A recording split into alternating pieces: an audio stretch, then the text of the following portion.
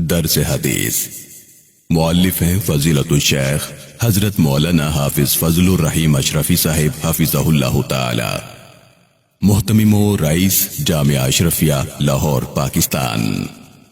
تعصب کی وجہ سے لڑنا مرنا مسلمانوں کا شیوا نہیں۔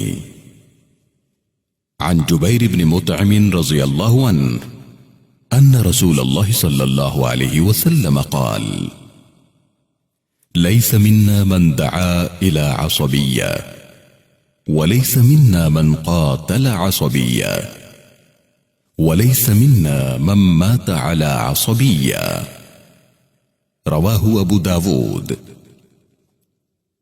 حضرت جبیر بن مطعم رضی اللہ تعالیٰ عنہ سے روایت ہے کہ رسول اللہ صلی اللہ علیہ وسلم نے فرمایا، وہ شخص ہم میں سے نہیں جو عصبیت کی طرف بلائے، اور وہ شخص ہم میں سے نہیں جو عصبیت کی وجہ سے ایک دوسرے سے لڑے، اور وہ شخص ہم میں سے نہیں جو عصبیت کی بنا پر مرے۔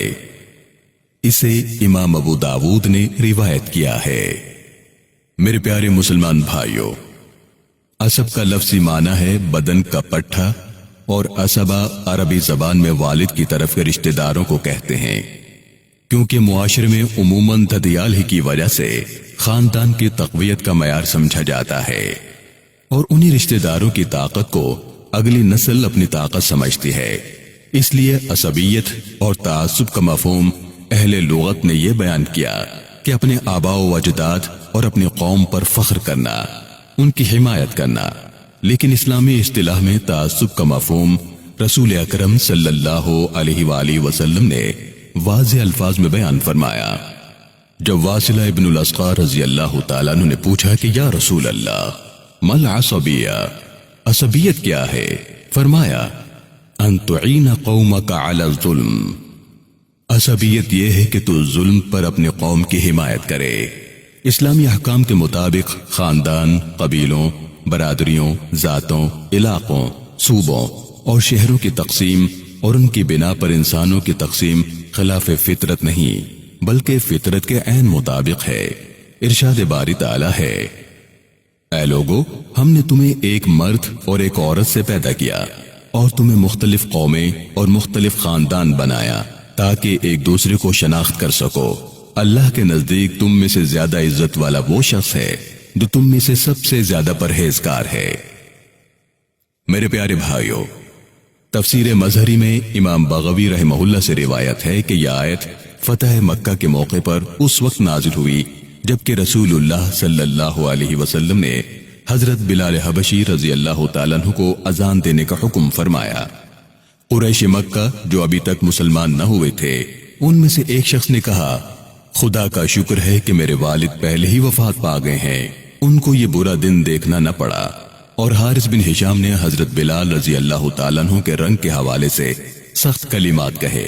ابو سفیان بولے، میں کچھ نہیں کہتا کیونکہ مجھے خطرہ ہے کہ میں کچھ کہوں گا تو آسمان کا مالک ان کو خبر کر دے گا۔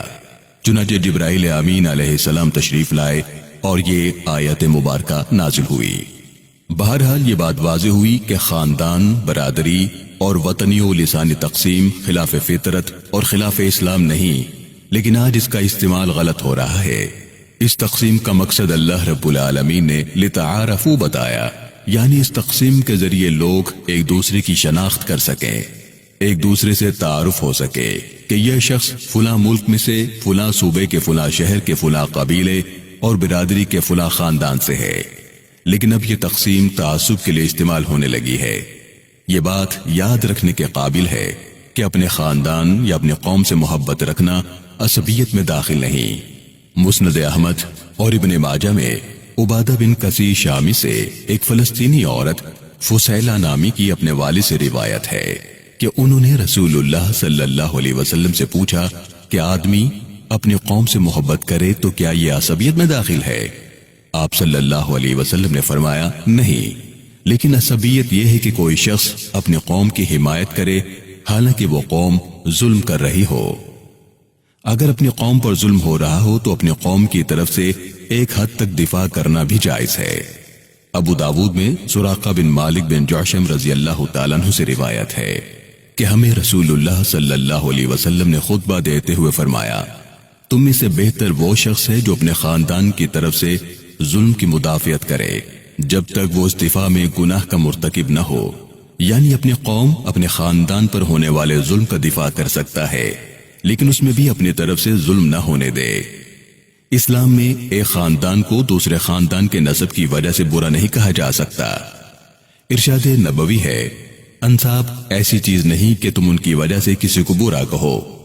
اسی طرح آپ صلی اللہ علیہ وسلم نے اپنے آباء و اجداد پر فخر کرنے سے بھی منع فرمایا ہے۔ قومی، نسلی اور علاقائی تعصب آج اس تیزی سے آگ کی طرح پھیل رہا ہے، یہ محض اسلامی تعلیمات پر عمل پیرا نہ ہونے کی وجہ سے ہو رہا ہے۔ اللہ رب العالمین نے قوم اور خاندان اور قبیلوں کی تقسیم کا مقصد محض تعارف بتایا، اور اللہ رب العالمین نے اس کے بعد فوراً یہ ارشاد فرمایا، ان اکرمکم عند اللہ اتقاکم، بے شک اللہ کے نزدیک تم میں سے زیادہ عزت والا وہ شخص ہے جو تم میں زیادہ پرہیزگار ہو۔ لہذا آج وقت کی اہم ضرورت ہے کہ ہر قسم کے تعصب سے ذہنوں کو پاک کر کے صرف یہ بات ذہن نشین کی جائے کہ عزت و ذلت کا معیار تقوی ہے۔ اللہ رب العالمین ہمیں ہر طرح کے تعصب سے اور اس کے بھیانک نتائج سے محفوظ فرمائے، آمین۔ والسلام علیکم ورحمۃ اللہ وبرکاتہ۔